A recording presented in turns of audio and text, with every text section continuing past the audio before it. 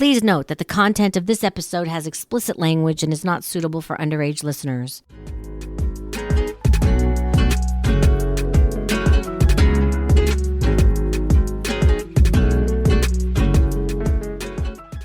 Hi, I'm CJ, and I've been doing phone sex for 25 years. Let's get started.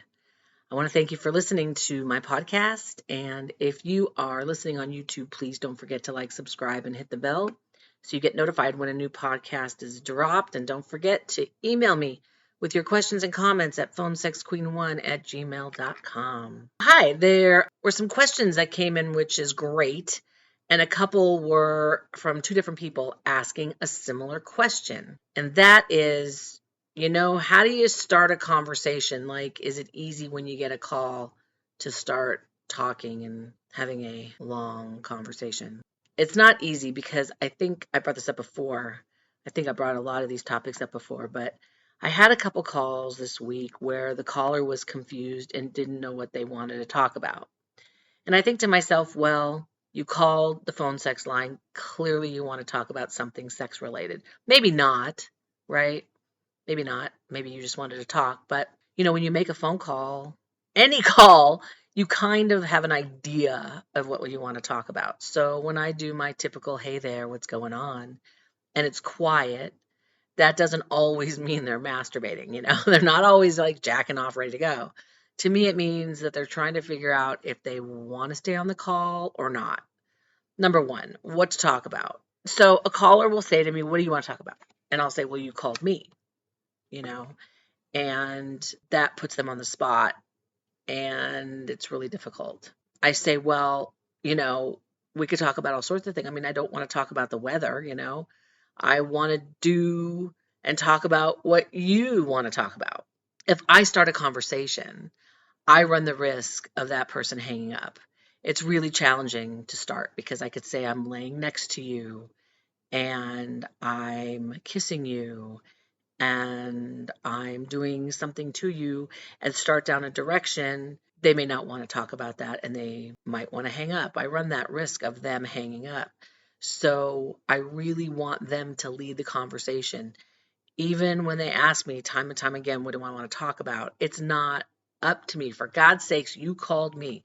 So tell me what's on your mind. It doesn't matter what it is. It doesn't matter what it is, what's on their mind. What matters is that they start the conversation and I can follow or lead from there. So it is very challenging when a caller calls and then freezes up. And it could be nerve-wracking, and it could be that. It could be just nerves. They've either never talked to someone or I'm new to them and they're testing me out. Like, will I take the bull by the horns and run with it? But it's hard to do that because, you line 10 guys up and they want to talk about 10 different things. And I don't know which guy wants to talk about what. I'm not a mind reader. I cannot guess what that's all about. When it comes to how to start a conversation, they need to give me somewhere where I can take the lead, like I said, or where I can go. And if they don't give me anything, then like I said, I go with my typical thing. And if that doesn't work, then I'm at a loss and you need to help me out. It is very challenging. It is very wonky in the beginning if you're new to me, if you're a new customer and you don't come to me, and I try to make them feel comfortable. So they'll tell me, tell me what's on your mind. Tell me what's going on. What do you want? You want to role play? I don't typically ask too many questions because, again, I've said this before. If you ask too many questions, it puts them on the spot and they're like a deer in headlights and they'll hang up. So I want to make them feel comfortable and say, hey, like, where are you calling from? I never ask anyone if they're married or have a girlfriend because that doesn't matter to me. I don't care. They can volunteer that information. Starting a conversation, getting the ball rolling is really difficult. And if they're used to someone, I spoke to someone recently who had spoken to another person or two for a very long time, and then they left, and now they're stuck looking for someone else. And they're looking for someone else who's similar to the person that they were talking to because they were really comfortable with that person. I'd like to be the next person they talk to, but that takes a matter of time and trust and knowing that I can do for them what that other person did for them. And that is a lot of pressure on me, but I'm up to the task if they just give me a direction. So yeah, in answer to the question, it is not easy to start a conversation. It's easy to keep a conversation going if there's a back and forth.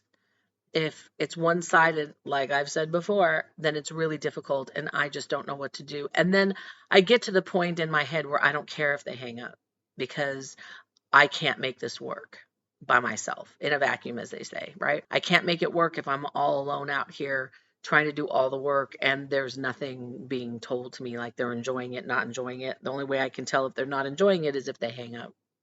So I hope that answers your question. If it doesn't, write to me again and I'll answer it a different way. So, I was gone for a while because I had a cold and I've been away on trips for a week or two. So in this particular case, I was gone 3 weeks. And I did have a question asked, like, what happens when you're gone for a while? It's funny, I often ask myself that as well. Like, will my regulars call me back? Have they found somebody new? Did I screw myself by going away? But I can't be worried about that. I would hope that my regulars would call me back. When I come back, what I find interesting, and it's just, I think, my ego. I never thought of myself as having an ego, but in this particular case, my ego is like, well, when I'm gone, like when I had my cold, I was gone for a while and I log back in and I come back and nobody says, I missed you. Where did you go? Are you okay? Did you go on vacation? Did you do something fun? Like nobody acknowledges that I was gone and it doesn't hurt my feelings. Like I don't care. But they don't acknowledge that any time had passed and now I'm back. They probably spoke with someone else in my absence. I can't imagine that they look for me and just disappear. I'm sure they talk to somebody else, maybe nobody. Depends on their role play or kink, right? I mean, they've gotten used to me. They've tried many girls who aren't into whatever it is they're into, and so they just wait. But again, that's kind of like my ego going, well, there's nobody as good as me, and of course there is. I'm not the only one that likes that particular kink, of course, but I try not to go away too often and for too long, and if somebody messages me and I'm able to message them back while I'm away, I will, but I don't take a call while I'm gone and I don't want to. I'm gone for a reason, right? So it's interesting because nobody says to me, wow, you were gone for a really long time. Is everything all right? I certainly don't do that to them. Sometimes I do. I'll be like, oh, it's nice to talk to you again. And if they want to tell me why they were gone, that's fine. But on my end, it'd be like, I missed you. Where were you? And instead, it's like, let's just get into my role play because I want to jack off. And who the fuck cares why you were gone? So it's like, you could care about me just a little bit, I guess, but at the end of the day, it doesn't really matter. But my little tiny itty bitty ego kind of feels bad that no one cares enough to ask me if I'm okay. But I get that from friends and family, so I don't need it from these guys. I did get another question, which I've gotten asked this over the years. What do I get out of doing this other than money? Well, I did start doing this because of money. I've continued to do it because of money. However, there is another reason, certainly not out of boredom. I'm not bored. I'm not bored, but there is a psychological component to it, and that is I do like being here for the people who I feel need it. And what does that mean, right? I mean, you need it, right? I need this. For example, this week I got a call from my 70-plus-year-old who lives on the East Coast, and he's lonely. And he calls me and tells me that he misses me. He misses my voice, he misses me, and he misses saying hello. And I think him calling me makes him feel better. That is really a big reason why I continue to do this. For those people who do call me and need a lifeline or want to talk to a pretty girl, like I've said before, or whatever the case may be, that keeps me here. And the phone sex calls keep me here too, because there's also a component of that where I'm feeling like I'm helping people. It may not be in the moral way that somebody feels is a good way to help someone, but in my head and in my world, I feel like I'm helping in whatever capacity that is, not just in some lewd, depraved kind of way. Like I said, if it's not me, it's someone else taking the call, and I've heard over and over that I'm a little different in that I sound real, I sound like I care, and I do care, I do care for a lot of my callers. You can't help but get invested with the callers who call over and over again. I mean, it's just human nature. I don't want them to get divorced. I don't want to marry them. I don't want to date them. I don't even want to move or meet them. But you still perk up when a caller that you like calls. You want to talk to them and they want to talk to you. And whether it's true or not, doesn't matter. You just listen. And if they ask you for advice, you give it to them. And if you have to be very cognizant and aware of what kind of advice you do offer them, not many people ask for advice, but the ones that do, you really have to be careful. And I'm pretty careful about that. And really, they ask for advice, but they don't really want it. You know, it's a fine line, and it's quite okay because I don't really need to give advice. Um, the thing is that I just want to be here for the people that need to talk.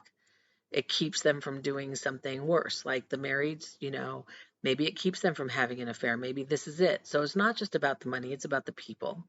I've said many, many times this is a customer service type of job. You're just talking about sex, and again, not all the time. Sometimes it's just about their lives, what they're doing, that they're lonely, that they're sad, whatever it is. You know, just to be an ear is a good deed, right? If you look at it that way. I look at it that way, and maybe it's just to make me feel better, and it's really not. Like, I'm not delusional. Do not get me wrong. I'm getting guys off, right? I mean, that is the truth. But there's always, to me, having done this as long as I have, there's always something behind it on their end. There's always something behind it. It's not just, you know, I'm tired of whacking off alone or I'm tired of watching porn. There's something else. And if I can help in any way, shape, or form, I will. If it makes them feel better to have someone familiar to talk to, I am good with that. I just want to be here, make my money, and make somebody else happy. When I hear that was wonderful, that was fabulous, you're amazing, the amazing thing doesn't get to my head. It makes me happy that they're happy. And really, that's all that matters to me. So I hope that answers your question. And if not, please write me and I will elaborate some more. I did get a question. Thank you very much. Do I currently have a favorite role play that a caller has requested?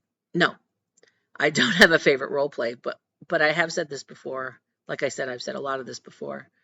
My favorite role play is when you know what you want, you're going to take charge. I am not a dominatrix, and I don't know, I don't need to be submissive. I just want you to take charge. I want you to have an idea, and we will execute that idea together, whatever that idea is. If it's something I don't want to do, you know, something underage or close to underage or something like that, I won't do it. But if you're talking to me about your wife's sister or something, that's fine. That's not horrible. It's not horrific. I just like doing role plays and I like having fun with them.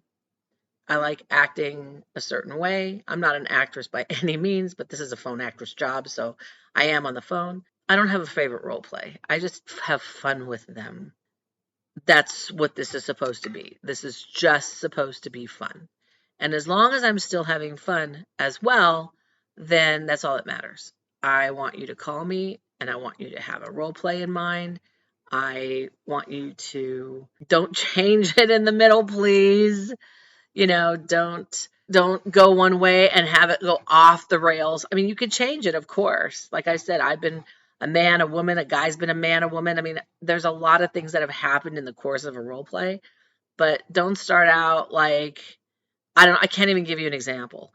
You know, don't start out that we're at the beach and the next thing you know we're at a cabin and the next thing you know we're on an airplane. It's like it's hard to navigate that, but I can and I do a really good job, you know, like jumping around. I can do that. You know, role plays are fun. And if you have a fun one, I am up for it. So, no favorites. I like most of them. I like playing around and when a guy is creative and has a good one and kind of surprises me, then I am up for that challenge and I hope I do it well. So, thank you all for your questions. I love questions. Keep bringing them to me. I absolutely adore them.